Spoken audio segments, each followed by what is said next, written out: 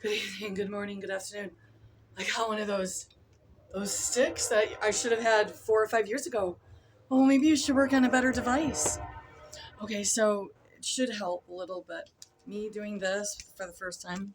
I just hope I don't fall down. It's Sunday. It's Sunday, it's a big day. One of my favorite days because I get to go on Chuck Live. Well, I don't go on Chuck Live. I mean, Kalispell, Montana, Liberty Fellowship. Is everyone listening right now? So if you live in the Eastern time zone, which that technically is us, I had that messed up in my head because I always thought once you got close to the East Coast, it changed.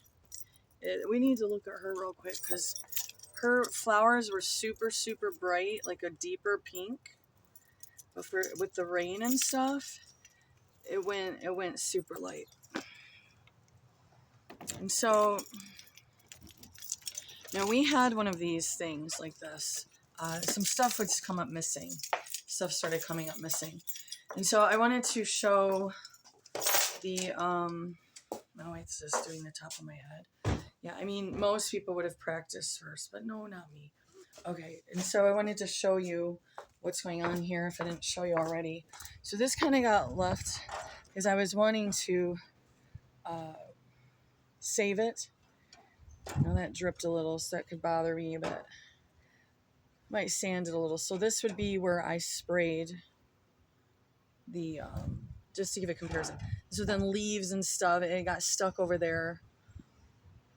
That it's covering that up quite well. So I wanted to at least show that. So I'm going to do this as the base. And I may just leave it like this, just plain. Similar to the original, but not as rustic with the rustic look, which is what was appealing to me. This had a wood top over several years outside. It obviously disintegrated, and I wanted to go over a few more other things. If I say it out loud, maybe I'll remember. Manifestors, people that manifest. Alchemist. Thinking if you separate white magic from black magic, no difference. I'll try to keep this simple and short and sweet. Oh, we gotta see this. It was free. And so I'll be scrubbing this up, slightly sanding it, and deciding on what color I want to paint it, or do I want to paint it a couple different colors. So at least we get the before. I'm having storage issues and it's draining. I notice this happens more on Sunday. No, it's not in my head. It's something to do with, so it's going to shut down. So I want to quickly go over, so say it's 2:30 in Montana. You would then, if you're in Michigan zone, on the east side of the Mississippi, we would be then at 4:30 p.m. for Chuck Baldwin, all the way down through Florida, over to the east and whatnot. So you have to allot for the 2 hours you go on Liberty Fellowship, Kalispell, Montana, or Chuck Baldwin Live, and you'll find where the online. Then he has other groups. I believe you can watch it live. Manifestors are dangerous, and not like you're supposed to be scared of them. But what I'm saying is, I was never just one like outlook. I was very open-minded as a young person on different ideas of things. Not all ideas. I was closed-minded in some areas because I was raised to be closed-minded. But I eventually got out of a lot of that. But what I'm trying to say is manifestors, alchemists, people who think that, oh, they're an okay witch because they do white magic instead of black. If you look up my name, if you look up Heather Drew online, it comes up that I did medium work. I did a different type of work. The way that I worked with God, but I just used the labels, which could have caused problems for me with the rumors and the gossipers.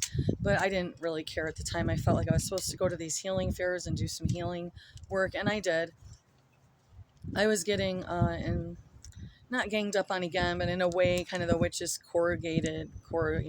collaborated. They didn't want me working at the fairs because I was taking some of the clients because I was charging less because I didn't feel comfortable charging what the other people charge. Second, I was not a medium where I was talking to dead people. I did think that I had different loved ones at different times. It appeared that maybe there was some sort of encounter, but as I later learned, some of that can be very much deceiving. So I've got out of that. Mainly what I did for people when they came to me for consultation was most people needed to make peace with a loved one. There was some sort of situation with the way they passed away, or there was a block with themselves, with God, or some sort of feeling of guilt or regret, unclosure before a loved one died.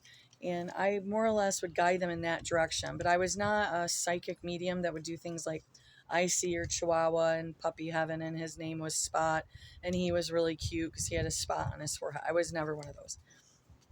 That's called what you call like carnival tricks type of thing. Now my face is gonna start itching because of the cell thing, and it's just how it goes. So I really needed to specifically go over this quickly, and it's not going quick enough, and it's gonna shut down if it didn't already.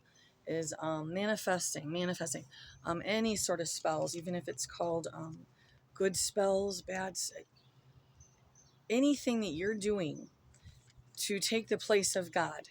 And you're doing this to create and manipulate and make happen what you want to make happen in your time. It'll probably work fine if you don't know God. If you don't know God at all, you never found Jesus, you never had a sincere relationship with him, you may very well be able to manifest your way all the way to a mansion and some sort of paradise land. And if that's what is important to you in this lifetime, then that's great. That's what you wanted to manifest. That's what your goals were in this world, and you felt that that's what was going to make you happy. I'm not going to say not to do it if that's what you want to do. That's just not my ideology. I'm also more open about other things that most supposed Christians aren't. I'm not as strict on certain levels.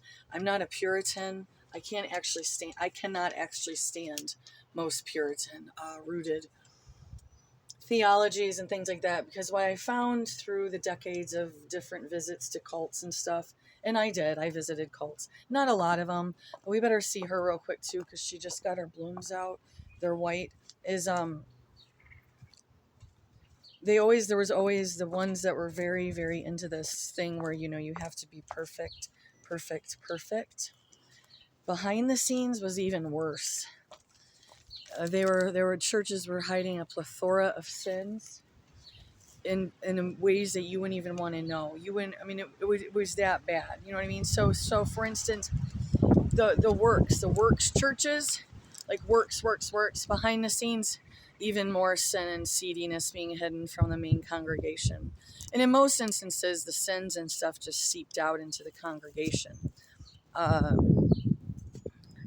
I saw that. That was back in the early 2000s when I really started to feel like I just needed to get out of the church, and I did. But see, I did miss the camaraderie. I do miss meeting up with fellow believers. But the minute that I would find out that the music director is banging the musician or the other musician, and the girls can't keep their clothes on stage, and we're doing rock star nations, I pretty much would get out of there and wash down and washed up and too at you to like become a member, demand your time, your energy, everything out of you for free. That's a big one. But yeah, you are dealing with some people that are highly talented that do deserve some sort of compensation for their time and energy. But as some churches, if they could see that you were open and giving, they could wreak havoc on your entire existence just from simply draining the F out of you. So I have different beliefs than a lot of Christians. Go ahead, pigeonhole me with some other group and say I'm not a real Christian.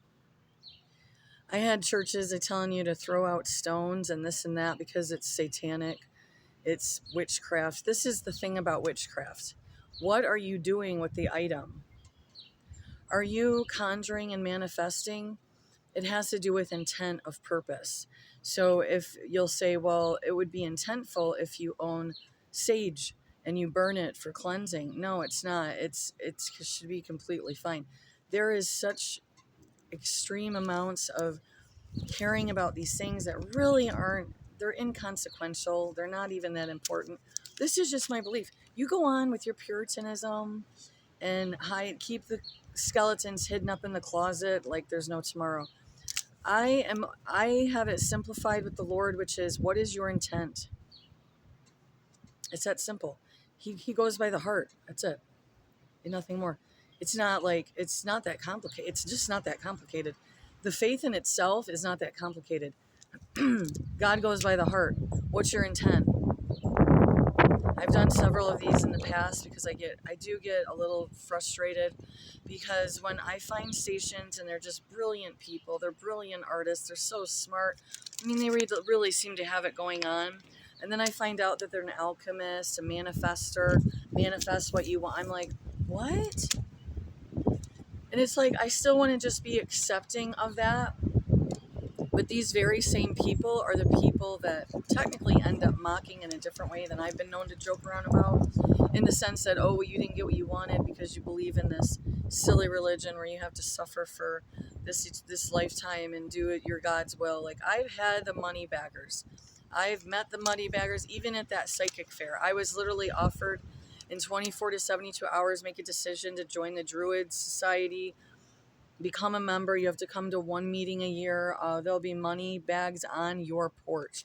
I was promised the star, the sun, and the moon. I believe I did meet Satan once in Hollywood, and it wasn't cute, and I never wanted to return there. The only time I ever went through LA was I had to take a bus or a train, connect up. And that was it, to get the heck out of Dodge down there. I didn't want nothing to do with LA. It took a couple visits in my youth, and it was Sin City to me.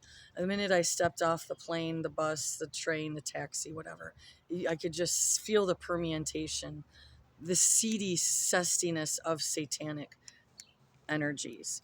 And I just never wanted nothing to do with the city again. So that's just my story on it. And I gotta go. But I hope you get to Chuck Baldwin at 2:30. And this stick thing does really help a lot. I'm sure I'll figure it out better. Have a good day. Bye.